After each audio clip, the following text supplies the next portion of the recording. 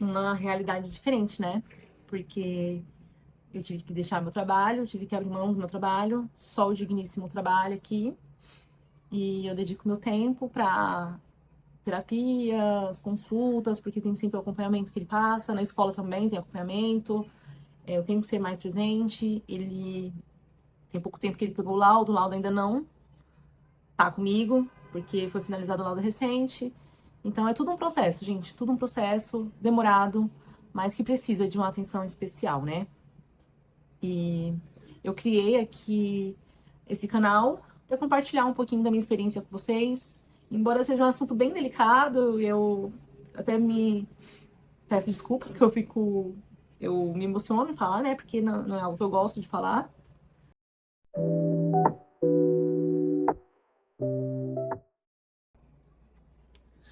Oi, gente, tudo bem?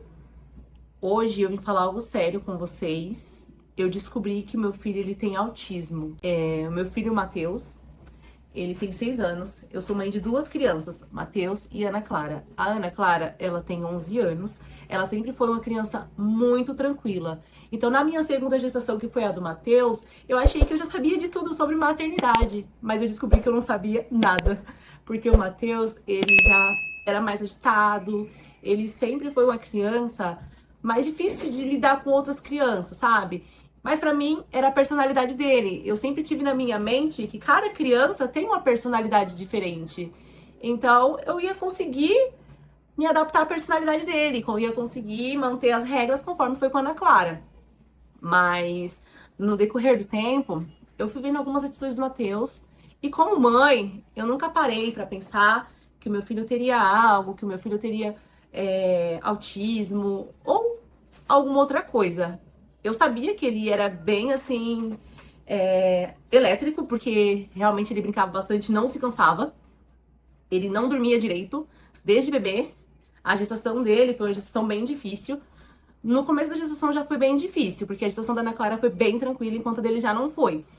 E quando ele nasceu, ele não dormia. Ele chorava bastante, acordava de 30 em 30 minutos, não deixava dormir. E tudo bem, eu passei por uma gestação da Ana Clara era bem tranquila, dormia bastante, quando ela era bebê. E eu ficava comparando, sabe? Mas pra mim era normal. O Matheus tinha uma personalidade forte. Mas quando eu fui viajar com o Matheus, a minha ficha caiu. Por quê? Na viagem que eu fiz com ele, com a Ana Clara, foi eu, meus pais e a Ana Clara. A primeira viagem que eu fiz com ele começou a ter umas atitudes diferentes. E quando eu falo diferente, eu vou citar algumas pra vocês. A minha tia, que é da área da saúde, abriu meus olhos e falou: Bia, vai atrás. Porque não é normal as atitudes do Matheus. Isso foi o que abriu meus olhos. E eu ainda falei com ela: não, tia, ele é assim mesmo, é fase, vai passar. E eu fui observando, né, depois que ela me deu esse alerta. Ele é da saúde, ela sabe, ela entende. Pra vocês entenderem um pouco da situação. A minha família toda é do Nordeste. Meu pai, a gente mora aqui em São Paulo, então a gente foi viajar pra ver minha família. A minha família queria muito conhecer o Matheus. E lá no Nordeste, as pessoas gostam de sentar à mesa, gostam de se reunir. E a gente foi se reunir numa pizzaria bem chique. A pizzaria era muito bonita, perto da orla do Rio São Francisco. E tava todo mundo lá comendo, conversando. E vocês sabem que nordestino a gente fala alto. E do nada, o Matheus ele se levantou e fez cocô no meio da pizzaria. A minha prima viu e falou pra mim: se levanta que o seu filho fez algo que você precisa ver. E assim, eu não sabia onde enfiar minha cabeça. Porque ele nunca tinha feito algo desse tipo, sabe? Então pra mim foi um susto. E a gente se levantou sem jeito. A gente se levantou sem jeito e saiu da pizzaria. E outra atitude também que ele teve nessa viagem foi... ele estava na casa da minha tia. Ele pegou uma panela da minha tia que estava nova na caixa e fez cocô. E mostrou pra minha tia: olha o que que eu fiz. Aí a minha tia perguntou: mas por que que você fez isso? E ele não sabia explicar. Então, conforme ia passando o tempo, ele tinha umas atitudes que não era normal, sabe? Que eram atitudes que não tinha como explicar, e você perguntava pra ele, ele não sabia explicar. Mas isso era sempre quando tava com muita gente. A gente sempre ficou em casa, assim, eu, o Matheus, meu esposo, e a Ana Clara, a gente sempre ficou muito em casa, a gente sempre foi muito caseiro. E ele, em casa até então, ele não dava essas crises, assim, sabe? Que hoje eu tenho como crise. Mas na época eu não queria acreditar, né? Então, em casa ele ficava normal, andava na pontinha dos pés, fazia umas artes, andava de um lado pro outro, mas pra mim era normal, né? Mas quando a gente ia para o local público, onde tinha bastante gente, ele tinha atitudes como essas. E tiveram mais outras atitudes, isso ele tinha 4 anos. Aí minha tia pediu pra mim ir atrás. Então, pelo convênio, eu marquei uma consulta com o neuro. E o neuro me deu um encaminhamento de uma avaliação neuropsicológica. E demorou algum tempo, né, pro convênio liberar. Porque a gente sabe que essas coisas, elas são bem burocráticas. Não somente no público, mas também no convênio. Porque essa avaliação é um pouco cara. Então, eu fui atrás, aí o convênio liberou essa avaliação. Eu comecei a passar ele na avaliação neuropsicológica na fábrica da terapia. Recebi bastante feedbacks dessa fábrica da terapia que era muito boa.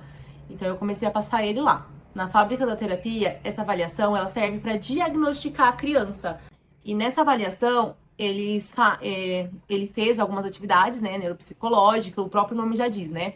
Ele faz atividades com pontos, a psicóloga vai avaliando as atitudes dele, a gente preenche laudos de como foi quando a criança era pequeno, e ela vai fazendo várias perguntas para mim e pro Matheus.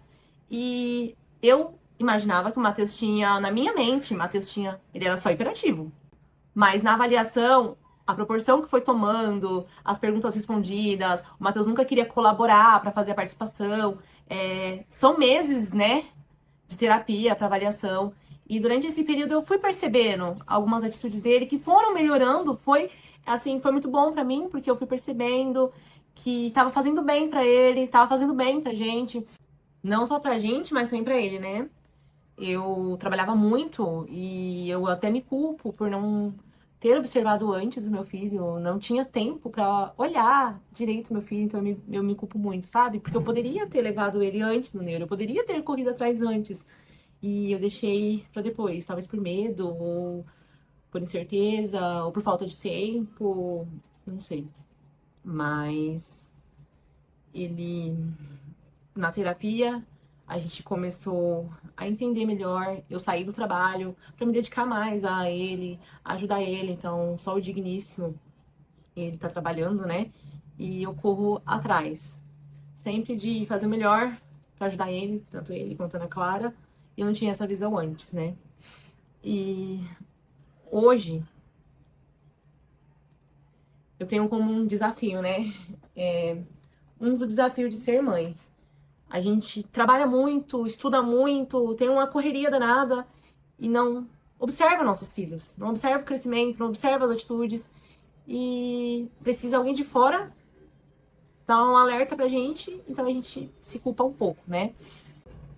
E assim, quando a criança tem autismo de 3º grau, é visível que a criança tem um autismo, mas quando é de 1º grau, é mais difícil, porque é quase imperceptível. A qualquer momento a criança pode ter as suas crises e as pessoas não ligam, sabe? Não procuram saber por que a criança tá assim, não procuram, sabe, conversar com os pais, só criticam. Inclusive, em condomínio são diferentes opiniões, diferentes pessoas, e pessoas muitas vezes que não têm empatia pelo próximo. Esses dias, passei por algo com o Matheus que eu chorei muito, muito, muito, muito. Eu tô até fazendo terapia pra lidar com as pessoas no condomínio, porque não tem sido fácil. O pai de uma criança tava lá embaixo, ele deu seus episódios, né? E a criança tava lá embaixo. E ele deu episódio porque a criança não deixou ele pegar no brinquedo, brincar com o brinquedo dela. E ele começou a xingar, começou a ficar agressivo. E o pai da criança veio falar comigo. O pai da criança falou muitas coisas do meu filho. E eu expliquei, olha, o Matheus é uma criança laudada. Ele tem autismo, a gente tá correndo atrás. Eu preciso da sua compreensão. Eu peço desculpas pela atitude dele, mas eu não tenho o que fazer. Mas o vizinho não gostou.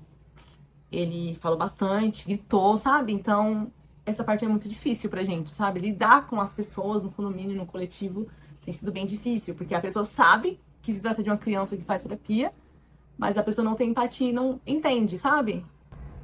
eu me arrependo um pouco de ter comprado aqui o apartamento. Eu já cogitei alugar o apartamento, porque pra mim é muito difícil. Quando o Matheus, ele tem os episódios dele de crise, é muito difícil colocar na cabeça das pessoas que eu tô aqui, que eu tô cuidando do meu filho, que se trata de uma criança que tem autismo. Então, pra mim tem sido bem difícil essa parte de morar em condomínio, sabe? Interagir com as pessoas, fazer com que as pessoas entendam o meu lado e ter empatia, né? Porque quando moramos em condomínio a gente sabe que muitas das pessoas têm empatia pelo próximo, muitas pessoas entendem, mas outras não. E ele, quando dá as crises dele, ele bate no vidro, ele bate no espelho, ele fica agressivo. E eu tenho que ir com calma, conversar com ele. E as pessoas não entendem. Então, o outro lado as pessoas não vê. Então, pra mim é um assunto bem delicado de falar aqui, mas que sirva de alerta pra vocês mães. Procura dar atenção pros seus filhos. Procura se atentar nas atitudes das crianças, sabe? Observa mais. Porque eu não tinha experiência nenhuma. Embora a minha família tenha pessoas, na minha família tem pessoas que têm autismo de 3º grau, tem bastante até, mas eu não estava preparada, né? Uma realidade diferente, né? Porque eu tive que deixar meu trabalho, tive que abrir mão do meu trabalho, só o digníssimo trabalho aqui, e eu dedico meu tempo pra terapia, as consultas, porque tem sempre o acompanhamento que ele passa, na escola também tem acompanhamento, eu tenho que ser mais presente. Ele tem pouco tempo que ele pegou o laudo ainda não tá comigo, porque foi finalizado o laudo recente. Então é tudo um processo, gente, tudo um processo demorado, mas que precisa de uma atenção especial, né? E eu criei aqui esse canal para compartilhar um pouquinho da minha experiência com vocês. Embora seja um assunto bem delicado, eu até me peço desculpas que eu me emociono em falar, né? Porque não é algo que eu gosto de falar. Eu criei as redes sociais para compartilhar com outras mães, né? Para inspirar outras mães também, correrem atrás. Não se culpem porque você faz o seu melhor. Eu fiz o meu melhor. E o que importa, assim, eu tenho na mente o que importa é o que eu tô fazendo hoje, né? Então é isso, minha gente. Eu vou postar mais vídeos como esse, tá? Assim que sair o laudo, eu venho aqui falar pra vocês também. E vou mostrando quando ele for passar na consulta, quando ele tiver o neuro, que tá agendado o neuro, eu mostro um pouquinho pra vocês também. Ele vai ser medicado pra dormir à noite, né? O neuro vai medicar ele agora. E eu vou mostrando tudo pra vocês. Então, quem puder me ajudar deixando o like, eu agradeço. E envie esse vídeo pra aquela mãe que precisa ver, ou aquela pessoa que você sabe que precisa ver, tá bom? A intenção desse vídeo é ajudar outras mães. Beijos, até o próximo.